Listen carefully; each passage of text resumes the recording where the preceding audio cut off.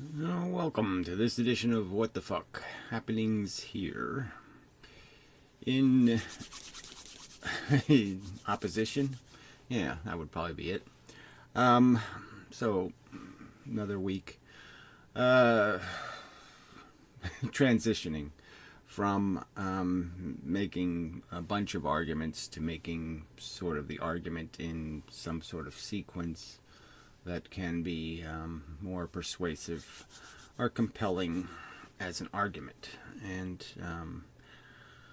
there are people who argue that there is no truth and that we can't know the truth. And, I've pointed out in previous videos, I think all the facts that give you enough information, enough visibility to do the simple thing of just stacking, the little blocks on top of each other in the right order, or putting the puzzle pieces together. They're not really small, tiny little pieces with no information. We sort of have big, glaring pieces, and it's kind of an easy puzzle to put together.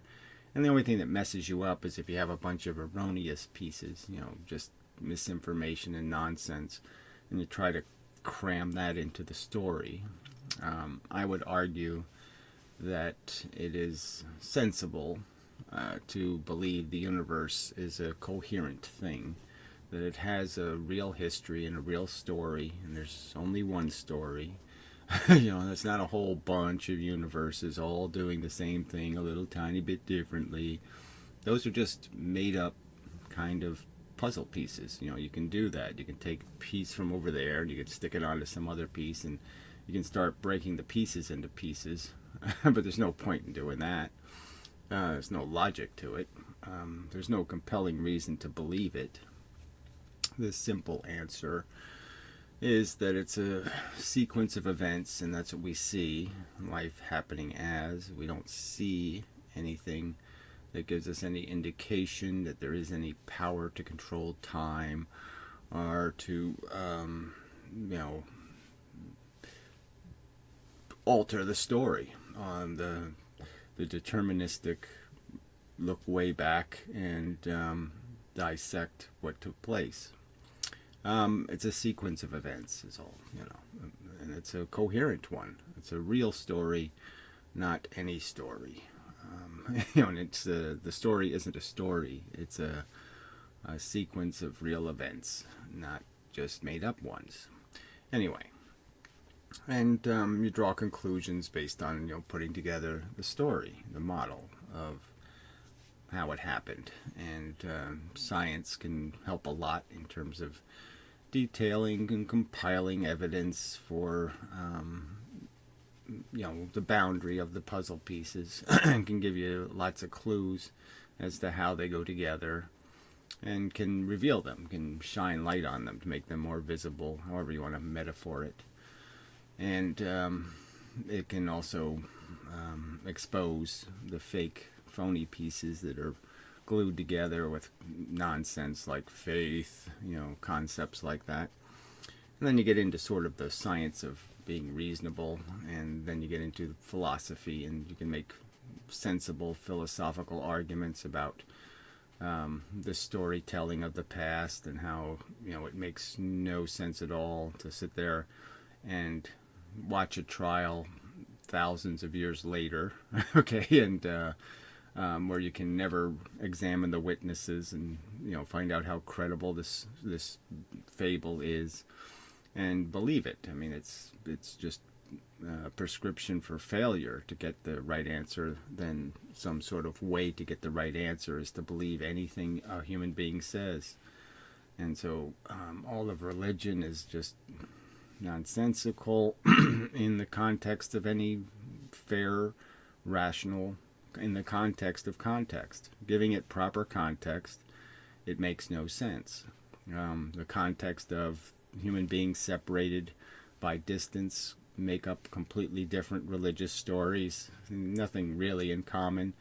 They'll pretend, oh yeah, they all came up with the same God. No, they really didn't.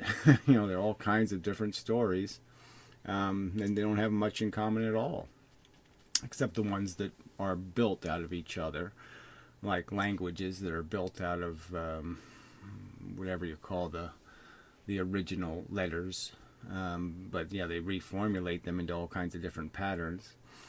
So anyway, so right there's reason to be suspect of all of them because they all have no credibility. It's just stories told by long dead witnesses who, you know, watched the miracles. you know, the miracles aren't really miracles. You know, I mean, you can sort of again logically deduce that they couldn't have been very impressive if people weren't very durable in their faith. You know, their belief, and clearly they weren't. And then people who were, you know, it's like the Christian religion, huge inconsistencies. You know, Moses talks to God in the Old Testament, and in the New Testament, Jesus accuses Moses of placating people and, you know, making up laws that, you know, didn't come from God, but came from his own political decision making, like divorce. And then so basically it's telling us that Moses didn't really talk to God, that his laws weren't from God. Huge contradictions all over the place, silly stories, and yet people are going to judge what it is to be alive and what it means to be human and all of that based on these silly premises. And some people will say it just doesn't matter. You can talk and argue about what we should do based on any wacky premise. And I would argue that can't do anything but get you the wrong answer. If you don't know the answer, then you shouldn't do anything aggressive, right? I mean, that would be the argument. You can't make any aggressive decisions if you're going to claim that ignorance is systemic and there's no way to overcome it. So, you know, I've argued before that the first people you want to shoot in a war are the fence sitters. They're the most dangerous people. Choose a side or die, you know, first, because you're just too useless. Because I don't see any room for disagreement in a rational, reasonable conversation. What people believe and what they state to be true is you can demonstrate it to be nonsense. I mean, by its very definition, again, faith its very definition is saying I don't need to be reasonable. I don't have to have evidence. You know, I don't have to have reason to believe. Well, if you're doing that, then you're doing something fundamentally catastrophically wrong, and you're just basically saying intelligence has no meaning. And there are people saying that they're going to argue about what knowledge is, and yeah, you know, obviously it's a consequence of some kind of understanding. You know, and I would say that knowledge might be accurate understanding. But anyway, there's all these words and how to use them has become part of a debate, and pretty much just, you know, it's these fringes that always make so much noise, the squeaky wheel kind of thing, and so you always have to pay attention to them. But they force the issue. The drunken heckler, you know, there's no mute button. Can't shut them up.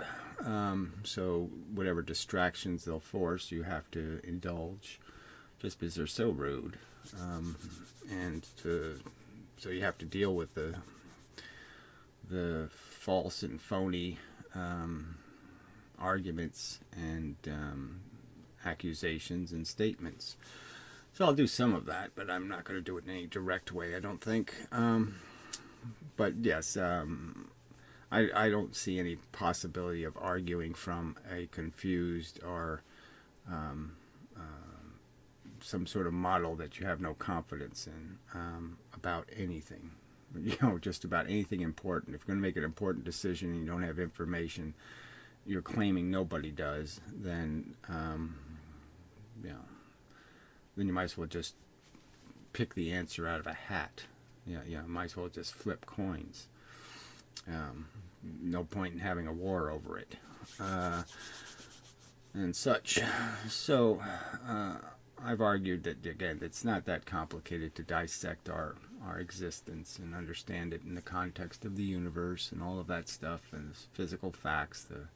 Starts with physics. It starts with some mechanism that does some energy thing that takes place, and it has these rules of conservation, and the stuff going this way has to be compensated by, well, if there's stuff going this way where you are, then there must be stuff going that way somewhere out there.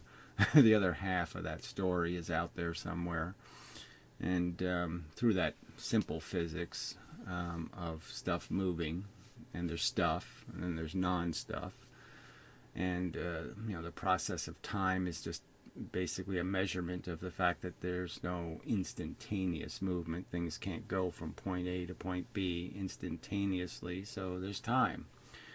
And anyway, through that process you end up with something called chemistry. So you move from physics to this idea of the compound. So the physics gives you the fundamental elements, the little atoms, that are all kind of shaped subtly different, and they fit together in different ways. And so with 100 different little atoms, you can make lots and lots of different kinds of combinations, and that's chemistry. Compounds, where you put a little bit of this and a little bit of that and a little bit of that, and it makes a funny little shape, and that funny little shape does particular things that the other shapes can't do, and you get interesting different compounds. And through that process we ended up with a DNA molecule. Lots of other molecules that are kind of like DNA. I mean, they're stringy, and we call them proteins because they're long chains of repeating code. But the DNA has this little special feature where its code is basically a copying device, in the sense that it makes two rungs to the ladder, and it's able to be split and recombine into two new ladders by just splitting the ladder in half. You create a left and a right, and the left hand makes a new right, and the right hand makes a new left, and you end up with a copied of the original sequence in the molecule. And so once you have that molecule, so this was sort of like the evolution of chemistry, is that you would mix these chemicals in places like the surface of the earth, and there'd be a lot of different kinds of chemistry mixing, lots of different trials and errors, so to speak, of things that were durable and things that weren't. And the catch with the DNA molecule is that it became durable because it just kept replicating. So if you had one of them, you end up with two of them, and then you end up with three of them and four of them. They didn't have to remix. They didn't have to go through the process of, all the stuff swirling and all kinds of stuff happening. They just replicate. And inside of us is relatives of those original DNA molecules. There's where the consequence of that, our ancestor actually was just some a DNA molecule, the original one, and all of us, all living things, are a byproduct of that single molecule learning by circumstance, having the capacity to do this funky thing of break into two pieces. And so the other part of it that's kind of important is the fact that it can be broken into two pieces based on being in an isolated environment, an environment that is conducive to remaking the parts, having the right parts around to remake the two pieces. And the DNA molecule is essentially something that can be, it can interact with other chemicals, and other chemicals can stick to one end and then slide down the DNA molecule and be converted through the process into other chemicals. So the DNA molecule becomes a little chemical engine that can make new chemicals. And then those chemicals end up just by circumstance, the ones that are going to be durable, the ones that the DNA molecule is going to keep making, are ones that are conducive to its growth in population, its capacity to replicate, its capacity to make copies. So it's going to make, by circumstance, through having a certain arrangement, a certain code on its surface, it makes a chemical that more efficiently splits the molecule in half, so it can replicate even quicker and more efficiently. And it creates other chemicals, end up creating a membrane that prevents chemicals it doesn't need from getting into the mixing bowl, and cleans and makes it more and more efficient. And so then you have essentially the first cell. You have a membrane made by the DNA molecule, the way back in the original molecule, that's very efficient at protecting and feeding the molecule in terms of its ability to become stronger and stronger as a replicator and have features that are going to make it durable in the environment. So things that are conducive to its replication means it survives as a molecule, and surviving just means it consumes resources and holds on to them, keeps them in its form. The chemicals don't get back into the bowl again. So it's monopolizing the available elements and atoms and keeping them in this form and making more DNA out of them. So that's the real history. And then once you have the DNA molecule, you have then the evolution of that is into the first cell. And then the cells did something a little tricky at one point that made even more complex life possible, in the sense that one cell, one kind of DNA cell, there was another kind that had evolved a little bit differently, had different chemistry, and the two of them combined, and one of them became the nucleus of the other. So it ended up with two membranes. And this was a one-time event in history, but it's one of those one-time events that led to a huge expansion in terms of what kind of complexity would be possible, because now you've made even more secure the DNA molecule by creating a second wall to the external world, and a second way of controlling the chemistry around the molecule to make it more and more efficient in terms of not breaking and all the things that are necessary to create a chemical machine. So it became more efficient at that. And so once you had the single cell, then you have a whole lot of different kinds of single cell organisms. The DNA molecule is it's the different little bugs that have a single cell and a nucleus. They all can be differentiated by looking at them. They're very different. Some have little, little legs, little moving parts that allow them to move through the fluid. Others have, big mouth. Others have drilling things, all kinds of little machines. And the machines just represent that the code is different on the molecules. Those molecules evolved different. They evolved over there, and this one evolved over there. And by being separated, they evolved differently. They had a different life experience. They had a different physical interaction with the universe. And those physically different conditions ended up with a fundamentally different end product. And you can just see, you just look at it, you can see the difference, and the difference is there's a different DNA molecule. It's a related molecule, it has a common ancestor, but the two molecules have branched off. I'd point out, just saying the word branch, that, I've made these arguments, about how some facts are really durable and reliable. And it's like when somebody says, how was the word invented? And the point is you could say something like, saying water is wet is a very reliable fact, because the word wet was invented, created, for the very purpose of describing the experience of interacting with water. That's what it does. And the word branch is, again, another kind of reliable word, in the sense that that its origin is likely tree branch. That's the first time somebody said, let's call that thing a branch. And yeah, maybe the original word was a different sound, maybe it was made of different letters, but the concept of branch, that's where it comes from. So saying something like branching or whatever, you get the concept. And you could say the same thing about two. Two isn't something is, it's a property it has. It's a two-ness. Things come in the world, and you can say, well, what's the property of this battery? And you can list a whole bunch of properties. Then when I put another one right next to it, though, I've added another property to both of them. They both have now two-ness, because there's two of them. It's a property.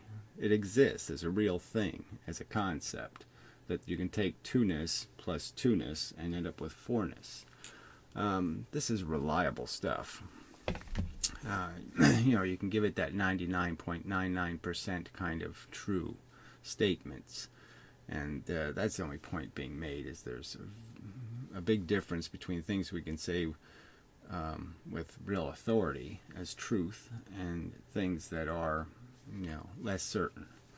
And I would argue that the best statement is one that says it perfectly accurately. Now, I've said some things about DNA that might not be perfectly stated, but I would argue the concept has been fairly and accurately described in terms of the process. That we know there wasn't the hand of God in there somewhere. God wasn't making microbes. And it's clear also that the DNA that's inside of us was inside of simpler things, and we have a lot of that old code is still sitting inside of us. We still have the code to make a tail, still in our DNA, and every now and then somebody's born with one. Just a fact that there's no denying our origins. No reasonably sensible person can deny what the facts add up to in terms of recognizing the truth of it. So anyway, back to so we're at the single cell organisms, lots of diversity, lots of little machines being made that have, no real function except to consume mass and own it to their progeny. Keep the atomic bits controlled by a DNA molecule that's competing with other DNA molecules, and their ability to exist in the future, whether they will or will not, is just a simple fact that they must do certain things. Now, they're going to do them on purpose, but they're just going to do them by the circumstance of what they bang into and whether they win the race just by being lucky. Banging into the right stuff, having the right experiences to distinguish themselves from the other guy, and that code will be replicated, and it'll own mass and it'll own atoms, and the other code won't, and so it won't make it into the future because it'll just disappear. It'll die as a code for building a good machine. The only ones that'll survive the contest and are lucky in terms of their interactions win. And that's pretty much how it works for the little cellular bits. The microbes are constantly competing for space to own, and there's lots of rules for how you survive doing that, especially when now the microbes live in a world full of bigger organisms that can find the microbes a yummy meal. So they have to now live a kind of different life than they might have in their Jurassic period, their period of where they only lived, where they were the biggest thing walking, squiggling through the earth, moving through the chemistry. But yeah, there's lots of rules to that evolution for them now that's different than the rules that existed when the world was just microbes. But the bottom line is your survival requires a strategy, a kind of a plan, but it's not a plan written ahead of time. It's written through the process of trial and error. So it's just a huge experiment being conducted by the molecule. The molecule makes a whole bunch of children, and the plan is kill most of them, and the one that survive will be well equipped to write the plan for the building of the next ones, and the next ones, and the next ones. And so the plan is to put out as many of your competitors as possible. That's, some organisms produce millions of children, for this purpose. That's one way of winning, is to saturate the environment. Another way of winning is to take a little more time to make your copies, and to give them features that take a little more time to make, and give them tools that make them stronger. And so that's another strategy, is give them more of a head start. Don't throw them out into the world as a spore and force them to grow out in the real world that might take advantage of their less than complete condition. So the more complete you can put them into the world, the more likely it is they're going to survive in a lot of environments. That'll be the truth. In some other environment, it's not going to matter. It's just going to be a numbers game, attrition. You're all equal enough that the way you win is just to make more of yours. We've sort of become that now. The human race is sort of demonstrating that now. We've broken all the rational survival rules. Well, I won't call them rational, all the natural ones that provided some standard for what was defined as a survivable or a well-made. And we've sort of said you don't have to be well-made anymore. You can be pretty broken and still survive, which is a nice little civilization thing. It's nice that things aren't getting killed for stupid reasons, what would seem like stupid or unnecessary reasons, like they just have a small defect. But the downside is once you allow defects to survive, and less than optimum construction, that's what you're going to get in the future, is more and more of that, because the breeding rules aren't tied to success and failure anymore. It's exactly the inverse. For the human race, the more successful, the more competent, the more capable you are of navigating the system, the less likely you are to have kids, and the less capable you are of doing anything reasonable and functional, the more likely you are to accidentally make the mistake of having kids you can't provide for, that have your kind of failure code. So that's sort of a more advanced part of evolution, when you start getting into how we change it with our philosophies and with our memes and ideas. So we're back at the cell. That's where we were. So let's go back to the original argument, the progression. So first it was just single cells, and they made little machines out of the single cell.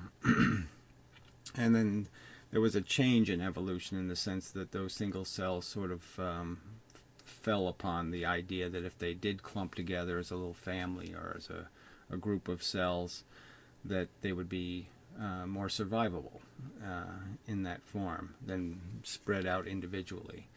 That by creating a gang, they could create cells that had slightly different functions.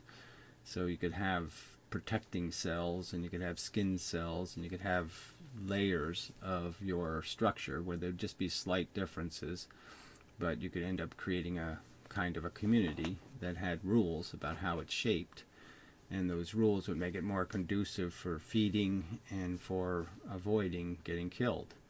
And so you had sponges and different kinds of organisms that were based on this principle of collection of cells. And then that leads to something sort of complex, like a jellyfish, where the cells become very individual, the community of cells. But there's no strict organization. It's just kind of a very simply organized arrangement of different cells. No central controlling mechanism.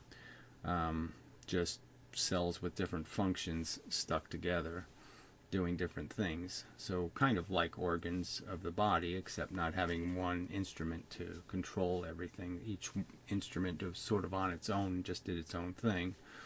And I suppose some of our organs are like that. There isn't much central control. There's just some hormones and chemistry to keep them comfortable, but they're really living almost as if they were independent organisms. So anyway, but that's again going a step further than where we are. Sponges and algae and different kinds of things became community organisms. Mobs works. So becoming a mob, a tribe, a bunch of thugs, a gang. There was a huge advantage to doing that, and and it would be advantageous because even if the gang becomes just a gang of similar but different varieties of the same thing, they all have a kind of common code that they're going to end up sharing. So even if one dies for the other, they're still dying for their kind. So there's, again, evolutionary advantage in that kind of gang warfare. So once that begins, then you end up with much more complicated organisms that create individual organs that do specific things. You end up with skeleton, bone structures, all kinds of different features and mechanical devices, eyeballs, all kinds of sensing organs. Well, at first that comes with neurons, but the first eyeball didn't have any neurology tied to it, let's say. It was just a way of detecting and sensing the world outside by putting certain chemicals on the surface that would react to sunlight, and the reaction would be chemically experienced by the rest of the body when the messages were sent chemically. And then the big change was when it became the first neuron. So all the organisms that are, experiencing some sort of consciousness are all based on neurons making it.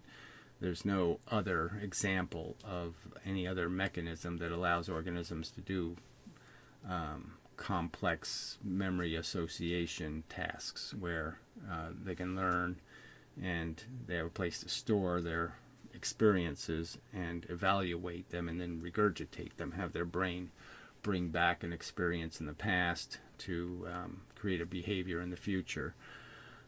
So there's only one mechanism that does any of this thinking and feeling thing, and that's based on the existence of a neuron. And neurons were this specialty cell created that could transfer information much quicker. So if the mouth needed to know what was happening, the front end needed to know what the back end was doing, it could know it very fast instead of having to wait for chemicals to. And speed became everything. Everything's reacting in a very fast world by mechanical standards. The faster you are, the more reactive you are. You can understand that if your reflexes are quicker, you're going to win fights because you're going to be able to maneuver and evade the teeth that are coming to chomp you. The teeth are moving slow compared to how fast you can evade them, because you have these sense organs that can know things much quicker than your predators can anticipate. And anticipating is part of what neurons eventually can do. They can program through this, through their use, creating a network of information, creating a little computer, a capacity to store information and have reflexive responses that aren't physical, that are electrical. And the electrical responses are, much faster, a million times faster, maybe. And so, that's just a tool, an advancement in the machine. So you have these organisms that are equipped with this capacity to do this more advanced function, this tool, and those it seems kind of obvious that they would start to win a lot of battles for survival, and that they would do more replicating. And the other organisms are still there because they're functional. So the microbes are still existing in their puddles because they can't have complexity because they're living in a little tiny world, a little tiny drop of water. They can't have the complexity we have because there's nothing to make it out of physically. There's not enough physics for them to work with to create that complexity. The evolution requires big physics, big chemistry. You can't make a tiny neuron kind of thing. They do have to be a certain minimum size to function. So then you get to that minimum size thing, and you have things like tiny little ants, just tiny, tiny things that have clearly very sophisticated routines, programs that are kept inside of their neurons, and these neurons are all arranged by the DNA molecule in its creation as part of the chain reaction process of making a new ant. And the neurons are specifically arranged and programmed with certain reflexive behaviors where they trigger 15 or 20 or 100 or 1,000 different mechanical things to take place to make the ant move in particular ways. And it's all reflexes. It's all pre-programmed behavior, walking and doing their maneuvering. With how much extra goes into that, how much of it is, how much learning they can do. But they can, in fact, learn. You can teach ants that food is turn right and you get more food, and they'll learn turn right, you get more food. So their brain is doing the same thing ours is doing, in the sense that it's experiencing the environment, learning how to manipulate it by past experience. Past experience teaches you everything that you are and everything you're going to say and every way you're going to say it. It's all part of what you've been exposed to in the past. Your little pieces of your whole history is mixed up inside of you. Every one of the events, from crib to where you are now, is part of who you are as a stored bit of information, as a piece of information. And your brain obviously can't absorb it all, take in everything, but it's selecting the important bits. And there's bits it's selecting for that you aren't even aware of, in the sense that you see something and you didn't really notice how much red or black or green was in the picture you're looking at, but your brain did. And so it's associating things with color, it's associating things with all kinds of different ways. And that's what comes out when you are expressing your aliveness in having an experience. The experience is the byproduct of that. It comes out of your subconscious, creates it all. It's mechanically learned the right reflexive response, how to manipulate your throat and your mouth and your gestures and when do your hands get involved. All of that's being dictated by a bunch of pre-written programs that are essentially made out of years of experience. So yeah, that's, again, going a little further than the story, the ant story, because the ant story illustrates the next level in the evolution, in the sense of the creation of colonies of organisms. Now the organism has a bunch of organs, legs and antennas and eyes and all kinds of different ways of tools. And now the colony, it recolonizes again. So much like the sponge, that started with a bunch of cells that decided to become a colony, a mob, a group. The organism created by the sponge ends up becoming a group of sponges, that end up ganging up together to create a colony. And the colony now can do lots of things that the individual ant can't do. In terms of, they can excavate a whole civilization, they can build for themselves a place to live, they can do lots of things that the single ant couldn't do on its own, or couldn't do nearly as effectively. So there becomes a great strength. And then now the individual ants can also be made to be warrior ants or nursery ants or queen and king kind of ants. They can have all kinds of variety. So just like the organs, they can just become part of a network of beings that are, now the DNA is writing into the code colony behavior.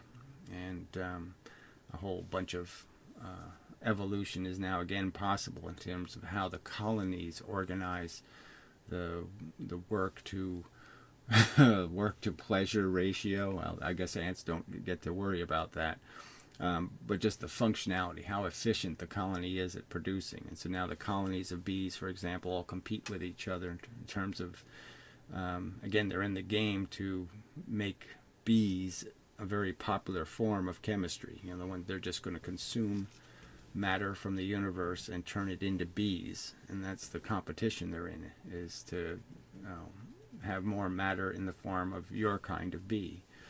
And so the more efficient these colonies are in terms of how they're strictly designed and the rules of interaction and behavior becomes very important. And so little failures in the function of the colony will mean it's going to lose in the survival battle. And so it becomes more and more efficient. And you see that in these incredibly efficient functionality of insect colonies. And again, so it's another kind of evolution, another an attribute of our evolution, still being controlled by the DNA molecule, but providing all kinds of opportunity for some adaptation to the environment. But the DNA molecule strictly, has a hard time learning without physical change. So without making a physical change, it can't, it can't put a college education into the DNA molecule in any strict sense, without taking away the process of learning. You have to somehow make the learning just some sort of trial and error thing over a long period of time, where we can learn a lot in a short period of time, but it's not transferable education. Yeah, I should be back. Can look. Yeah, looks like I'm back. So anyway, probably could put mini-me up here. Yeah, there. Two of me. Anyway, alright, so we were at the colony thing. So we started with sponges making a colony, or coral, or other things that did this in the previous version. And then the more advanced version, again, it kind of goes to a mob thing. Gangs win, individuals lose most of the time. It's just a probability equation that it's likely to turn out that way. This next stage for the individual style organisms, the ones more like mammals or the reptiles or something like that, where not too many of them get much advantage out of a colony life, and wasn't conducive apparently to, well, look, there's herds of buffalo, or some, obviously it was very successful to gang up, but there was lots of organisms still could really win the game by being sneakier. And part of the game is not to become a food source. Something, I've sort of made this argument. I haven't seen it written in too many. I haven't seen it written anywhere in any evolution books or stories of the story of our history, or how we got here.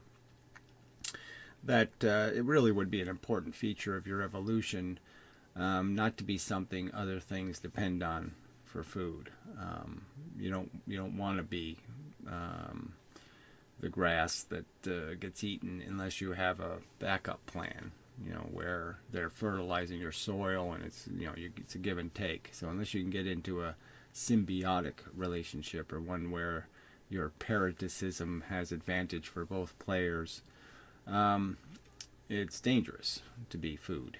And so it would be some advantage to organisms not to be plentiful enough to be a food source. So they'd have to have, their plan would have to be stealth and being sneaky, and not too numerous and not too easy a meal, because then you end up having predators dependent on you, and that's the worst thing you want to have.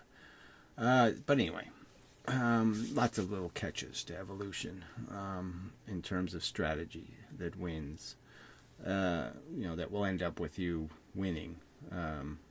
Not that you had a winning strategy, it just ends up with you winning because of luck a lot of the time, just circumstances.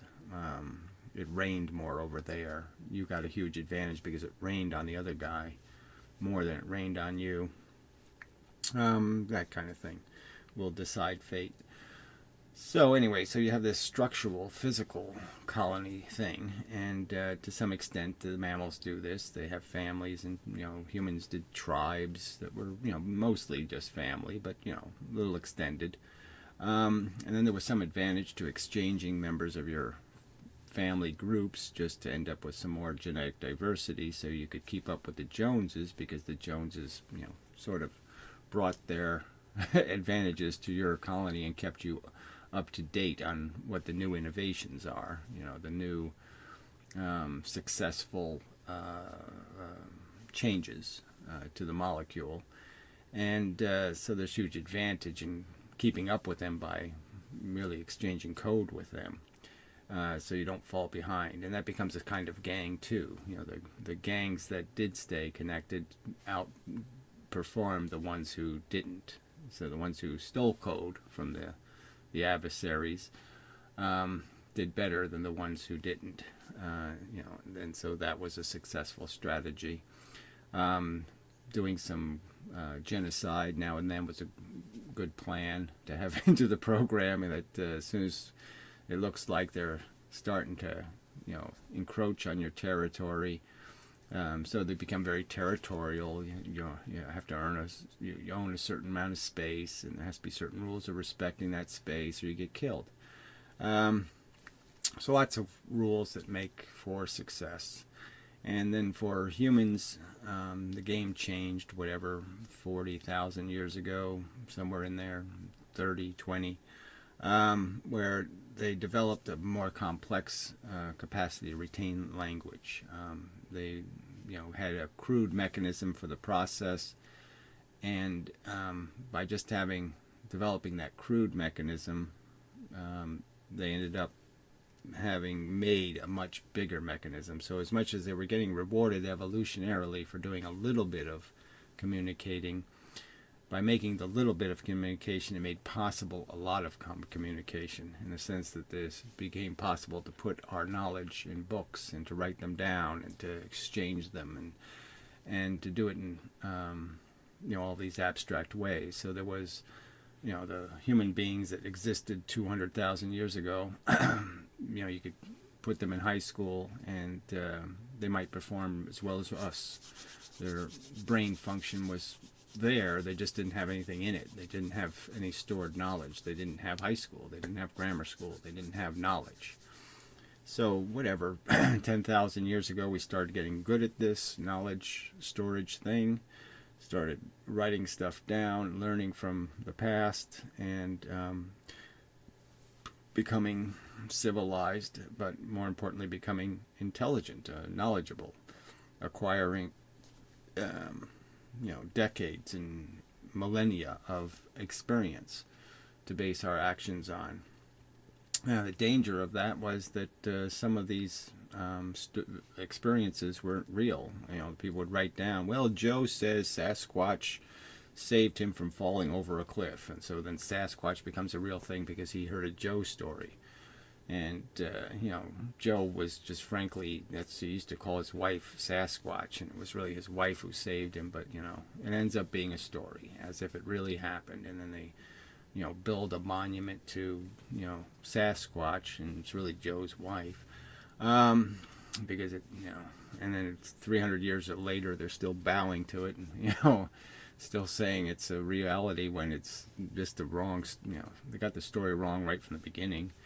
It's just a silly story, silly little fables, but this is what we become in terms of the complexity of the world we can now live in. It takes us literally decades to become competent to be a storyteller or a story describer, to do any justice at all to explaining the history of mankind or the history of life on Earth or any of that. And doing any of this stuff, it takes literally decades of acquiring information and consuming and organizing to be able to even to converse about it. And there's just all kinds of opportunity for error. Somebody says something, and Albert Einstein comes along, just by happenstance and circumstance, he just falls into a couple of lucky coincidences where a couple of his predictions came true. But they weren't really true. They only came true because people misinterpreted an experiment or made a mistake. And so it all becomes kind of just junk that gets revered. And once it's revered, they have a hard time ever tearing anything down. And so the civilization gets dirtied. The knowledge of the civilization, the group knowledge, ends up full of a bunch of, rubbish and crap that isn't really a true story, isn't a real event, isn't anything, and there's a big giant monument to it, and it's absolute garbage. It's like making presidents out of, lunatics, merely because of a circumstance, because at the right time, you needed somebody to say whatever to defend some position, and you did it through a mechanism that's totally unaccountable and has no relevant. You've never seen him fail the way in doing the same thing. So you've seen him do other tricks and said, okay, he can do this trick too. Because he has no history, because he's never been tested. Anyway, I don't want to get into the politics thing, but it all drags into all of this stuff because it's so overtly a psychological events that are taking place, and it has nothing to do with any principles, any ideals, anything. It just has to do with the fact that the human perception has gotten so diverse and so broken into pieces. In terms of what's allowable to be believed, that there's now no longer a rational competition between ideas. It doesn't have to make any sense. Nothing has to be sensible. It just has to be what's to the advantage of the group, and that's sort of what we've become. We've become separate, even though our DNA is still doing its little stupid thing. In terms of creating the future and slating certain varieties of human being to termination as something that code is going to disappear. And so it's becoming a new physical animal. The thing that's the group thing, the colonies, the families are still doing their thing. And it's a different kind of evolution. The social evolution, the ideas are evolving, and they're just going through a rough period in their evolution where they have created all this diversity, and it's toxic to function because now the fight again isn't happening in any disciplined gladiator arena where you have to tell the truth and whether there's rules and all that stuff. The game has just become a tacky game of control and taking advantage of any circumstance. It's just chaos, and there's no sensible rules for the survival of ideas or the success of a platform of suggested policy. But anyway, so that's that's an outline of the process, and so we're just these robots basically, completely influenced by what language you grow up with, what culture, ethnic shit, all kinds of, in the family, what they consider is important is what you'll end up thinking is important, I suppose. How much freedom you had as a kid to explore the world and make your own judgments. All of these things have huge impact on what you end up being as a person. How rigid your bullshit is, and how reasonable you are, how capable you are of fixing errors you've made in the past in terms of what you've collected as symbolic understandings, how things even physically function, And I'd argue there's a huge, some of this stuff is so glaring, in terms of how stupid the arguments become. If you argue for any kind of liberal social policy, you'll be labeled as Stalin, and if you argue for some sort of earned economy, you'll be labeled as I can't even think of an icon of that would even match the brutality. I mean, you could say Mengele-esque, okay, almost in terms of just sacrificing any rules of decency for some idea of I earned it because they're dead now I'm alive. That's the end of the story. I win it doesn't matter how I played the game.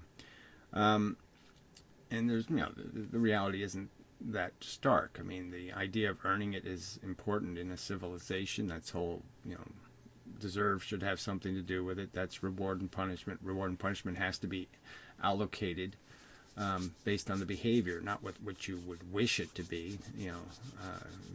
It's just the way it has to be. You have to punish bad behavior, or you get more of it. And you have to reward good behavior, or you get less of it. And so you can make I can make a simple argument about capitalism and say most of capitalism is semi-toothless and benign. It's just the inheritance thing where they just break the fundamental rule. I mean, the whole idea of capitalism is to have a nice, good fight, a nice, fair, clean fight to create a better product in the end. And you don't create better products by saying the guy who did it, his genetics did it. Not his life experience, not how his parents raised him, not the environment he was raised in, or the decade he was raised in, or any of that. That didn't have anything to do with it. Somehow his genetics is what you're rewarding. And that's just silly.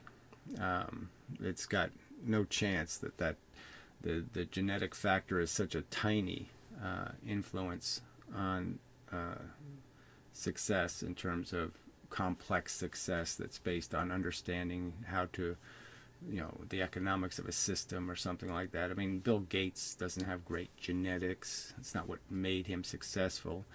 It's that at an early enough age he read enough books to understand chicanery.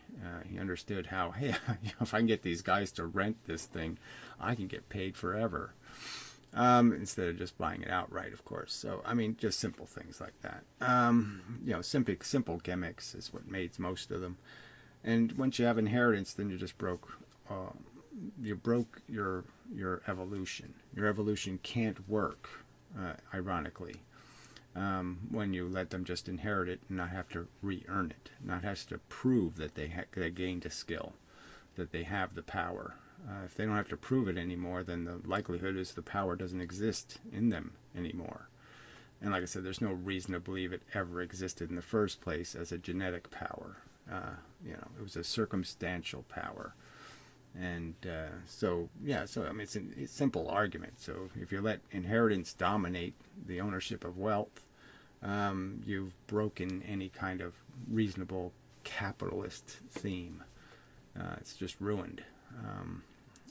So it just becomes a monarchy in a sense. It just becomes some stupid thing where you say, oh, the king is going to give birth to somebody just as smart as him, just as capable of him, just as calm and sensible and well-disciplined as him, when you know that kids aren't born that way. And it doesn't work that way. He had to earn it by winning a couple of wars. The kid will never do that. He won't have the same strengths. He'll have a whole different set of strengths and weaknesses, and you'd be better off electing a king than having one pop out of a vagina and say it's king. It's just silly. It's a silly ethic. It's obviously so opposite to any kind of concept of earned and deserve. And but there's all these people fanatically defend it. They're fanatically devoted to it. It somehow is the essence of capitalism, is to create this unearned reality. To do something exactly the opposite of what your intent is. Exactly the opposite. All right, I don't know if I wanted to get into that subject, but I did. So, tough. that's where we ended up. All right, now I'll take a little break and see if I have any closing remarks. Yeah, maybe we'll deal with just an outline of the stupid criticisms. I mean, they're just such ignorant criticisms being made. So, yeah, we'll come back and do a couple of, didn't play any of these, but they're just by the title. They're worthy of some comment. So, back shortly. Alright, let's finish up. Let's just make sure we're recording. Looks like it. Okay, no failures apparently. No failures yet. So anyway, so the first argument, water is not wet, cats get wet. As stated, the only purpose of this statement is just to demonstrate that there are certain words that were invented to describe very fundamental things that happen, very obvious things, right, left, things that have an obvious and certain reality, that there's a difference between that way and that way, and they're opposite ways, and that they should have different words to describe what they are. And if you say something turned right, it turned right. Yes, you got it right. It's an accurate statement. We can make accurate statements about reality because a lot of the language is simple and unrefutable as a concept, and it just doesn't need to be argued. We don't need people doing silly minutia, pretending that the word doesn't have a very solid meaning and a solid definition, and that we all can understand the concept. The difference between 2 and 4, for example. These are solid things. Understanding the relationship, that there's 2 2s in 4. Solid stuff. And realistically, if people are going to doubt those solid things, then how can you have any conversation about anything at all and talk about right or wrong or good or bad or profit or loss if you can't? I mean, you can't even accept the concept of profit and loss, of plus and minus. You're doubtful of their reality. Then yeah, you're too pathetic. Anyway.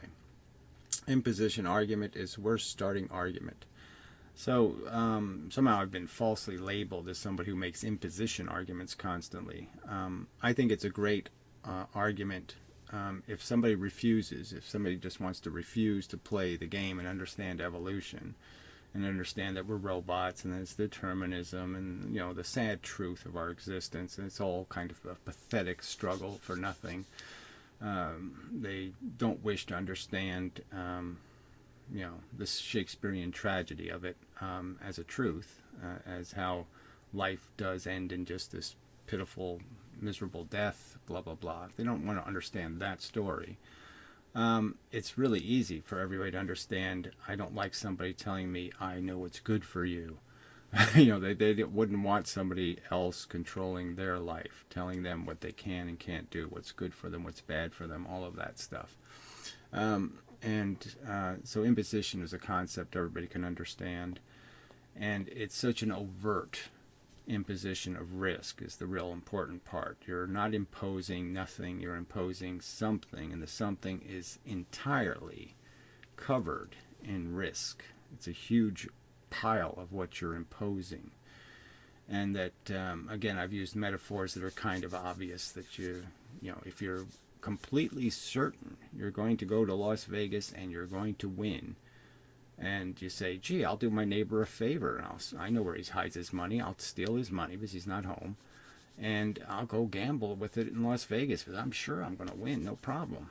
And so why not make as much money as possible, take as much investment capital with me as possible because I'm quite certain I'm going to win. Well, everybody'd say, fine, yeah, if you're certain you're going to win, yeah, go ahead. But that's not how you can go into giving birth or creating life. There's no certainty about the winning. None at all. No reasonable prospect of a certainty is involved at all. It's not reasonable to believe it. And so you're imposing risk. And articulating how substantial that risk is and explaining how substantial it is indicates it. So again, what's your authority to impose a risk? And one of the ways you gain authority is through the idea of consent. If my neighbors consent to me going to Las Vegas and risking their money. It's not on me, it's on them. I'm completely innocent. I'm doing them a favor. Okay, but if they don't consent, then I have to be right. And that's the truth of it.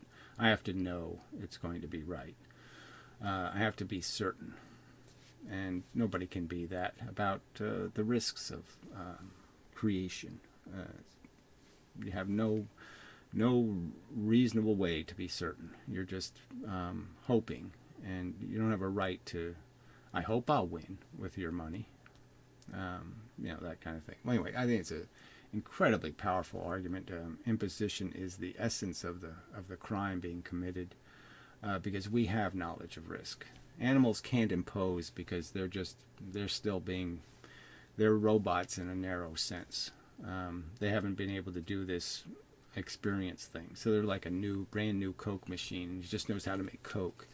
He doesn't know that all the other Coke machines are conspiring to, make the dopey guy who punches the buttons too hard go to his machine, and so he's getting beat up every day because he hasn't had enough life experience to know that that's the routine. He's in the position, they made sure all the other Coke machines through experience learn to move over and say, okay, let him go there where the new machine goes.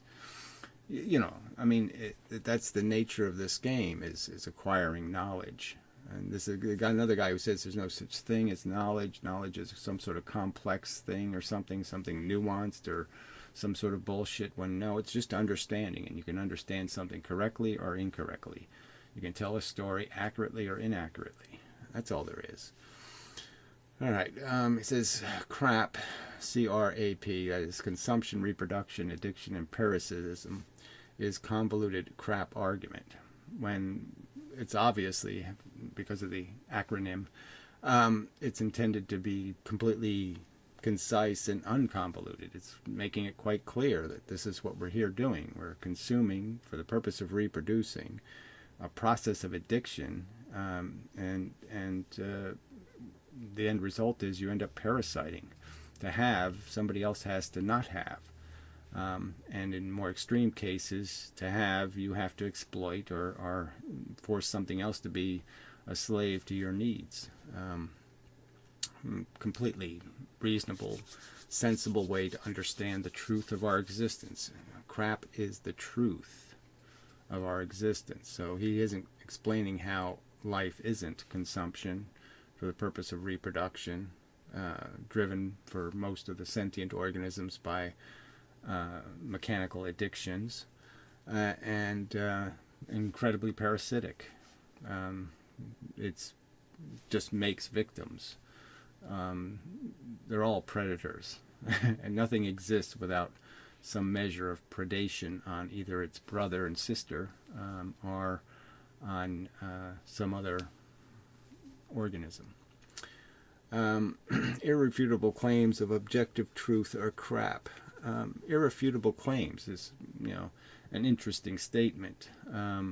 I would argue there's a ton of irrefutable claims that can be made about our existence, about what a human being is, and what life is, and what the universe is, and how the physics works, and a lot of it's irrefutable in the sense the evidence is complete, and it's unmurky.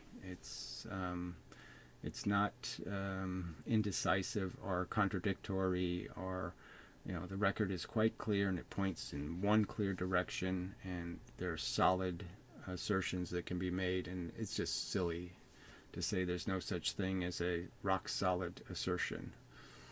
And then he says irrefutable claims of subjective truth. It depends on what you mean by subjective. If you're saying love is so cool, okay, yeah, that's just much. You can't say that as an irrefutable claim. Okay, because it's not only refutable, you can refute it just by saying, what the hell are you talking about when you say love? What do you mean? Sex? What are you talking about? What kind of love are you talking about? And then there's the other subjective, whereas you personally experience. Now, I would argue there's nothing wrong with personal experience. If a squirrel actually does knock on my window and tell me to do something, it's a fact that it's a subjective experience. The squirrel only talked to me.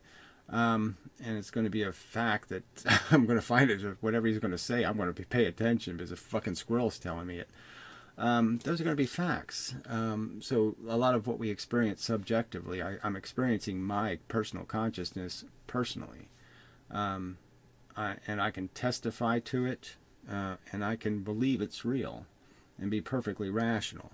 And it's kind of irrefutable. You can't claim I'm not having consciousness, I'm not doing this, the things I'm testifying to. You have no evidence that any of the statements I'll make about my own consciousness are untrue.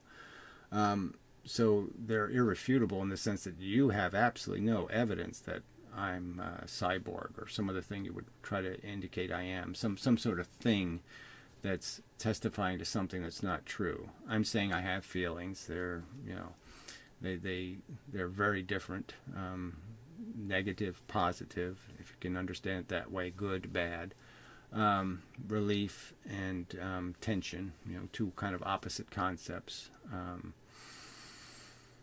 relaxation and aggravation, however to describe the two most precisely. Again, I would argue there's, we're whipped and then we're not whipped. There is no real good. But anyway, and I think those claims can be defended, and they can be defended so well that they're irrefutable to anything. They're indestructible to any argument except some crazy argument from somebody who's talking to squirrels or gods. Worse, I guess, right? That's even worse, talking to gods. So anyway, these are just nonsense accusations and silly jargon and irrational and disconnected mush that I don't see any. There's a wish that somehow we should have conversation about this. Why was there to converse about? I completely and fundamentally disagree with you. I think understanding's a real thing. You develop it, you test it, and it becomes stronger. Statements can be proven to be durable and strong and worthy of belief.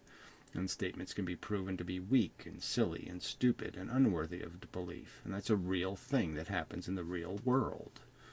Can anything be proven beyond what? All we have is the standard of reasoning.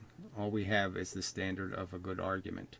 And I think things can be proven beyond counter-argument, reasonable counter-argument. If you want to call that reasonable doubt, fine. But that's the standard. I've never advocated for any other standard. That's all we've got.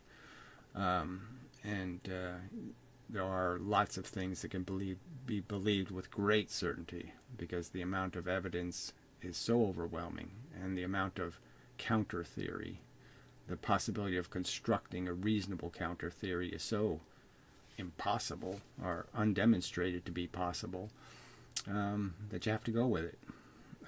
We can only do our best, and our best is to be usefully decisive. And you're kind of, this vague argument that somehow everything's some sort of 50-50 thing, its decision is impossible. It's just nonsense. All right, anyway, so enough of that useless crap. So anyway, this looks like a better way to organize my desktop. There are things about Linux that are annoying. I mean, this version of Linux Mint it doesn't let you save your settings. When you turn the computer off, it doesn't wake up and put everything back the way it was, which is a very nice feature. It doesn't do that. So anyway, I got to, if it didn't crash now and then, this wouldn't be a problem, but it crashes a little bit too often, so I have to restart everything, and it's such a hassle. So I figure if I put it into the background, then I don't have to, I don't have to keep regenerating things. But anyway, a little personal bit. I think that's enough. So till the next time and such, maybe try to make a video during the week and do some more of this compiling of a description of the reality. That is, making it complete and concise, making it as compact but as full, giving it as much mass in the smallest space, the fewest words, and the greatest mass. Is a complex bit of physics to be doing, psychological and philosophical physics. So anyway, I haven't gotten great at it yet, so I'll work on that. So anyway, till the next time. Thanks for appreciate your attention and such.